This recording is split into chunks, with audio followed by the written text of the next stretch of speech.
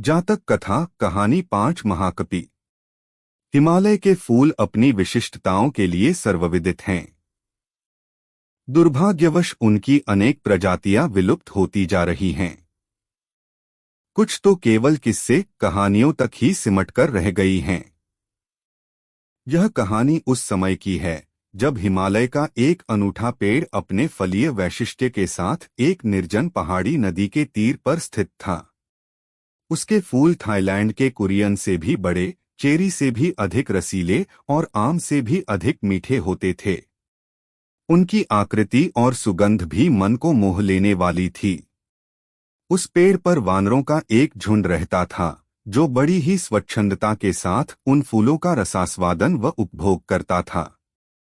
उन वानरों का एक राजा भी था जो अन्य बंदरों की तुलना कई गुना ज्यादा बड़ा, बलवान, गुणवान, प्रज्ञावान और शीलवान था, इसलिए वह महाकपि के नाम से जाना जाता था।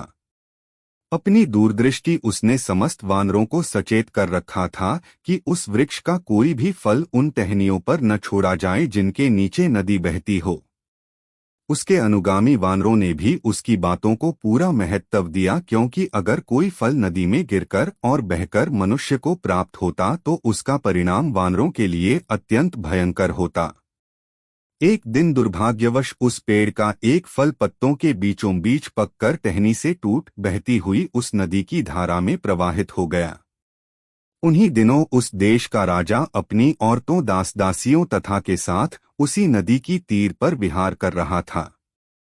वह प्रवाहित फल आकर वहीं रुक गया। उस फल की सुगंध से राजा की औरतें सम्मोहित होकर आंखें बंद कर आनंदमग्न हो गईं। राजा भी उस सुगंध से आनंदित हो उठा। शीघ्र ही उसने अपने आदमी उस सुगंध के स्रोत के पीछे दौड़ाए। राजा के आदमी तत्काल उस फल को नदी के तीर पर प्राप्त कर पल भर में राजा के सम्मुख ले आए। फल का परीक्षण कराया गया तो पता चला कि वह एक विषहीन फल था। राजा ने जब उस फल का रसास्वादन किया तो उसके हृदय में वैसे फलों तथा उसके वृक्ष को प्राप्त करने की तीव्र लालसा जगी। क्षण भर में सिपाहियों ने वैसे फलों पेड़ को भी ढूंढ लिया, किंतु वानरों की उपस्थिति उन्हें वहां रास नहीं आई। तत्काल उन्होंने तीरों से वानरों को मारना प्रारंभ कर दिया।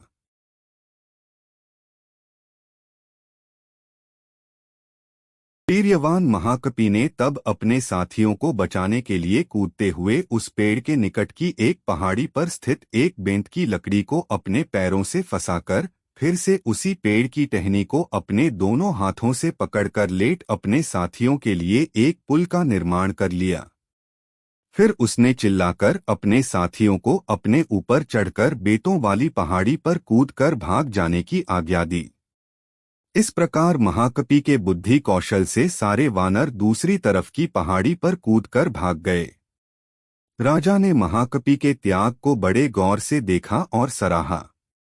उसने अपने आदमियों को महाकपि को जिंदा पकड़ लाने की आज्ञा दी। उस समय महाकपि की हालत अत्यंत गंभीर थी। साथी वानों द्वारा कुचल जाने के कारण उसका सारा शरीर विदीर्ण हो उठा था। राजा ने उसके उपचार की सारी व्यवस्था भी करवाई, मगर महाकपि की आंखें हमेशा के लिए बंद हो चुकी थीं। वीडियो देखने के लिए धन्यवाद। हम जो देखते हैं वही बनते हैं।